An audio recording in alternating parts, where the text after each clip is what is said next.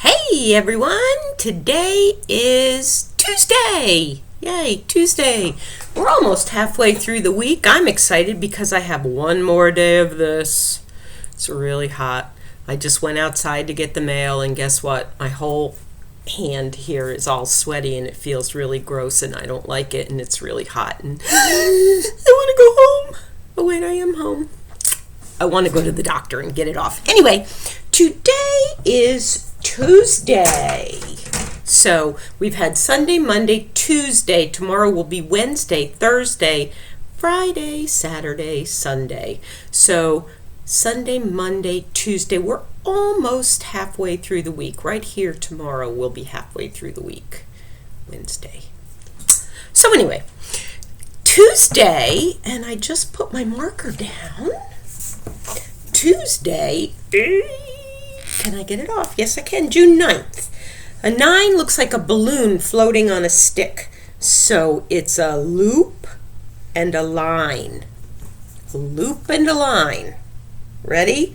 A loop and a line. That's the way to make a 9. I've got this one piece of hair that just drives me crazy. All right, and we need to add 1. So we have 8 here now. So how many more do we need to add to make 9?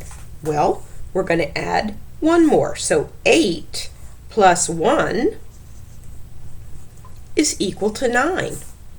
Or could we say that 1 plus 8 equals 9? We sure can. Well, that's a funny looking 9, isn't it? Wait a minute. There we go, 9. We can say that. 8 plus 1 is 9. 1 plus 8 is 9. Yeah, so good. Today is June 9th. And, of course, I have sentences ready to go here. Groups of words, I should say. Let's review. A sentence is a complete thought. A sentence has words, has spaces between the words, has an uppercase letter at the beginning, and it has punctuation at the end.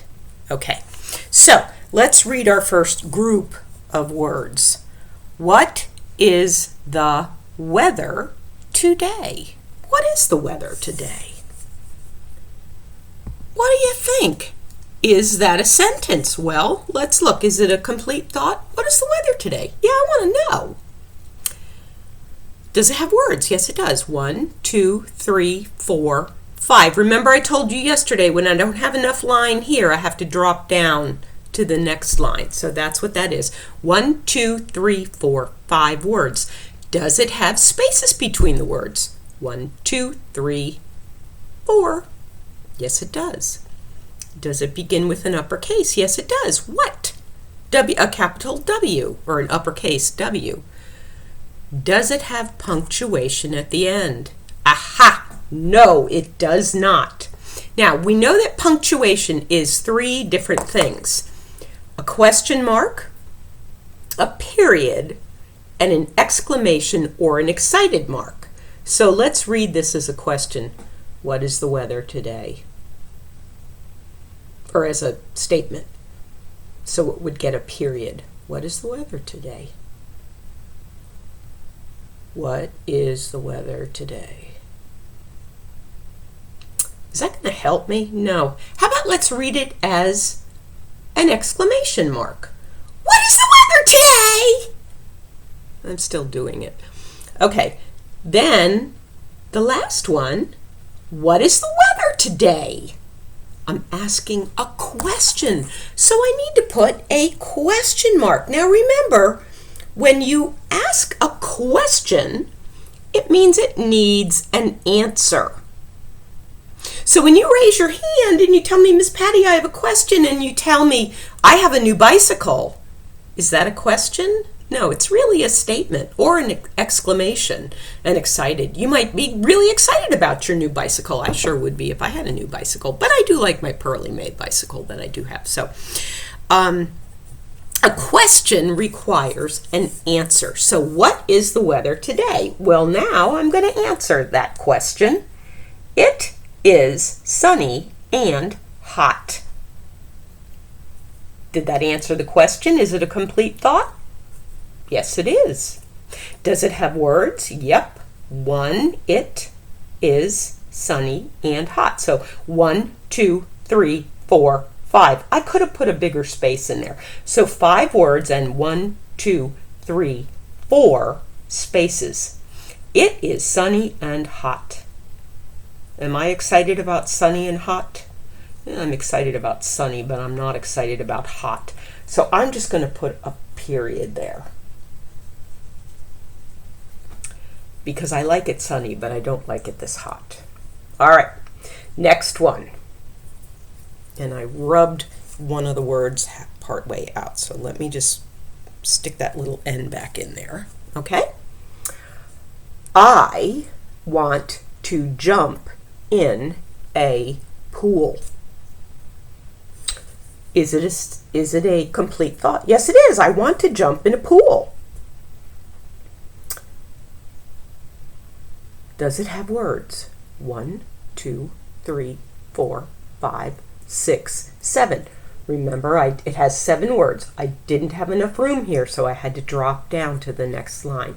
I want to jump in a pool. 7 words. Do I have spaces in between the words? 1, 2, 3, 4, 5, 6 spaces between the words. Do I begin with an uppercase letter? Ooh, I don't. That's a lowercase I, isn't it? And when we're talking about I, that means me, and we're a very important person. I'm just going to erase that and do it.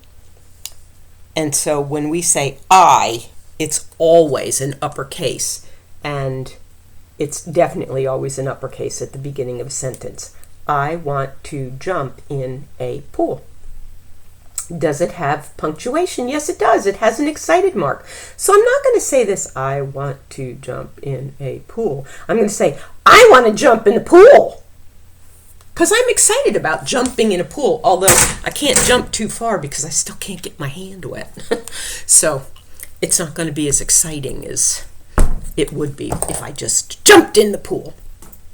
Okay, so that's kind of the lesson for the day. All right, so I have another book for you, and this one again is by Robin James and Stephen Cosgrove. Stephen Cosgrove wrote the words, Robin James illustrated it, and if you'll remember, we read the one yesterday about Creole, that little dragony looking creature. This one today, can you see what it is? Looks like a sea creature of sorts. I'm thinking maybe an eel. Maybe an eel or some other kind of magical creature. But see, she's got this beautiful fin. And look down here. Those almost look like peacock feathers. So this book is entitled Featherfin. So let's get to it. Featherfin. And this is the same author that wrote Creole and the Leo the Lop series. So you remember Leo, his ears always drooped in his soup, and normal is what you are. Okay, what time of the day do you think it is here? Do you think it's morning? Do you think it's afternoon? Do you think it's nighttime? Do you think it's a sunny time? Is it a stormy time? I don't know, but I see dark clouds and I see what looks like ocean waves. So let's see. The moon of many moods lighted the night sky. Oh, now we know the answer to that question. As it pulled and pushed the waters of the ocean, creating swells that gently washed against the shore. Swells are waves. The moonlight skipped across the water, or across the waves, casting its glow and shadows far out to sea. Lovely time to be on the beach. Beneath the surface of the waves, the movement of the water was stilled. The sights of light and bright were subdued in the crystal blue waters that swirled in and around the sea water fern. All of the fish of the sea, colored yellow to blue, red to green, swam about the pillars of coral, swirling around serene water. Serene means peaceful. If you go under the ocean and get out a little farther, like when you go scuba diving, the waves may be going on the top, but it's much easier swimming on the bottom. So we've got some coral and some fish. That one almost looks like Nemo, a clownfish. This is probably a tang of some sort. I only know the names of a couple of fish, so please don't be, wow, she knows a lot of things. Well, amidst all the fish of the sea lived beautiful but strange little creatures called, oh, look at this, peacock eels. Their fins, like feathers, swished gently back and forth as they swam effortlessly in the tides and eddies of the atoll. An atoll is an island that's completely surrounded, but it's an island like built of coral and coral reef. The older eels searched about the bottom for tidbits and morsels to eat, while the young played in and about the underwater castles of coral and sand. Oh, that does sound like fun. Playing underneath the sea, kind of like the yellow submarine playing under the sea. As the creatures moved about in poetic ease, that means they were very graceful. They weren't like, they were graceful. One little eel, more brightly colored than all the rest, stayed still within the waters and looked up. He watched as the movement of the waves high above caused the light to shift and dance on the water like a rainbow of color. He was born in an ivory-colored egg, and all the other fish called him Featherfin. He does have rather feathery-looking fins. Featherfin spent all of his days looking for beautiful, colorful things. He floated for hours and hours, watching the light playing upon the facets of diamond coral. A facet is a side or a face, and they say facets of diamonds because, like Miss Patty's diamonds are cut in facets. That's the each little, look at Mommy's diamond if she has one, and there's faces to that diamond, and each of those faces is a facet. That's a new word for you, facet. Each side of the diamond is called a facet. The other eels would swim around him, begging him to play. They would surround him as he lay motionless in the water, blowing bubbles at him or flipping their tails, but no matter, he just wouldn't budge. The other eels would soon tire of their games and swim away, leaving Featherfin to gaze at the beauty around him. When he was sure that he was all alone, he would turn his eyes up to the surface of the sea. For you see, Featherfin had only one dream in the whole world, and that was to visit the mysterious land of high above. Didn't The Little Mermaid do something like that? I don't remember the movie that well. Ariel was her name, and she wanted to marry a prince who lived on land or something like that. Anyway, so Featherfin wanted to go on top of the sea too. Once he asked his mother eel about the beautiful colors that played upon the surface. It would be such fun to go there and see all there is to see, he said in wide-eyed wonder. Never! Never, his mother bubbled back at him. You must never go to the land of high above. It's not made for fish like you or me. Oh, pooh and seaweed, he burbled as he swam away. What do mothers know? Someday I will go there and see what I must see. Boy, if this were my child, this would be Sam. Pooh and seaweed. Then, late one day, as the darkness of the night curled in with the afternoon tide, Featherfin slipped away to hide. He swam away from his home to the higher corals and softer sands of the shallows of the sea. In a small niche, that's like a little cave, a little indent, He hid and watched as the other eels and fish swam safely for their caves to sleep away the period of darkness. Now, why do you think Mother Eel was telling him not to go above? It's not made for eels like them.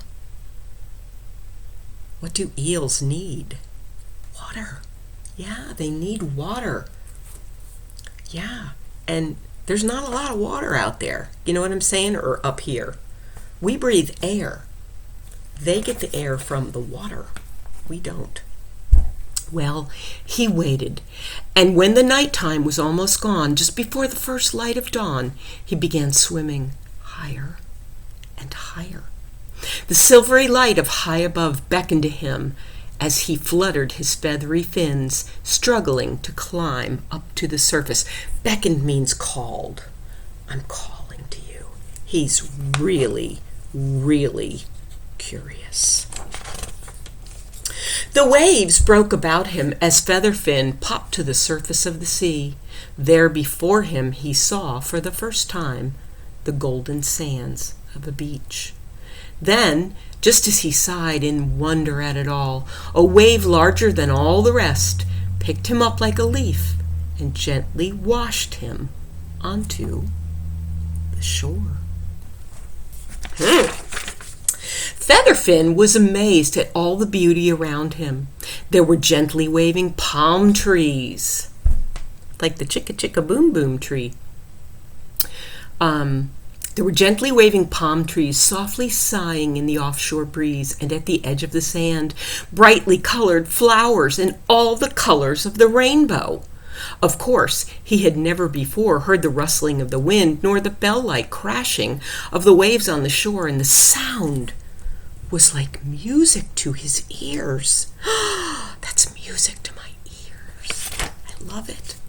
Then, as he breathed deeply through his gills, eels have gills,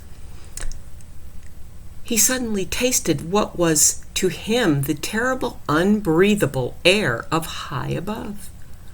Featherfin gasped and realized too late that his mother was right, that this place was not for a fish to see.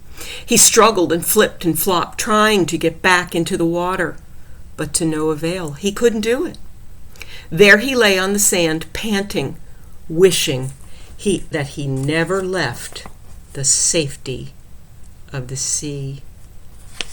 Without that sea, he may not be able to breathe and he may die. Poor Featherfin. He didn't listen to his mama. That's the problem. Listen to your mama. Just as Featherfin thought that all was lost, the last large wave of an ebbing tide, that means a tide that's going out, gently lapped about him, and he quickly slipped back into the water. He swam around and around, washing all the sandy traces of high above from his fins. Satisfied that he was clean at last, Featherfin swam back to his home in the deep. I hope he learned a lesson.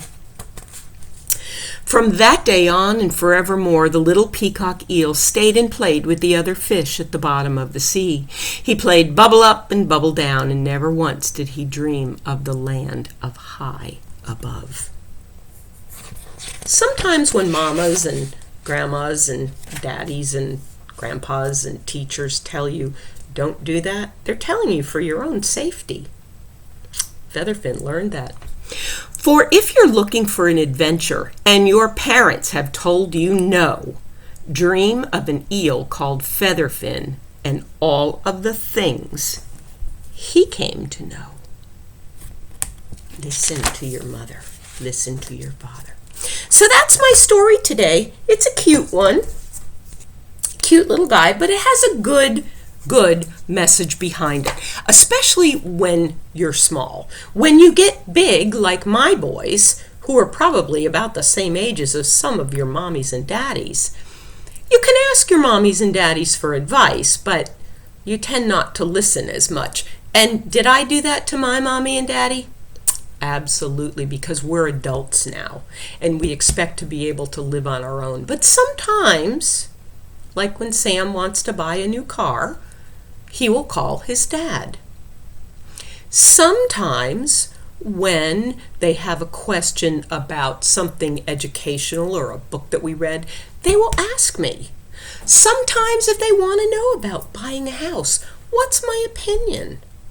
I'm allowed to give that, just as you're allowed to have your opinion. But when Mommy and Daddy say, no, don't do this because it's dangerous, listen, remember Featherfin and how he went to the land of up above. And it didn't go well for him. And just by chance, that wave lapped over him and he was able to wiggle back down into the ocean. If that wave hadn't come, what do you think that would happen to Featherfin? He probably would have died right there on that beach, and his mommy would be left crying forever. So anyway, that's it for today. I will see you tomorrow. I will probably be late tomorrow because I have to go to the doctor to get this off. I can't wait. And I will see you then. I'll show you my scar and everything. How about that? All right, you guys take care. Have a wonderful, wonderful day. Bye.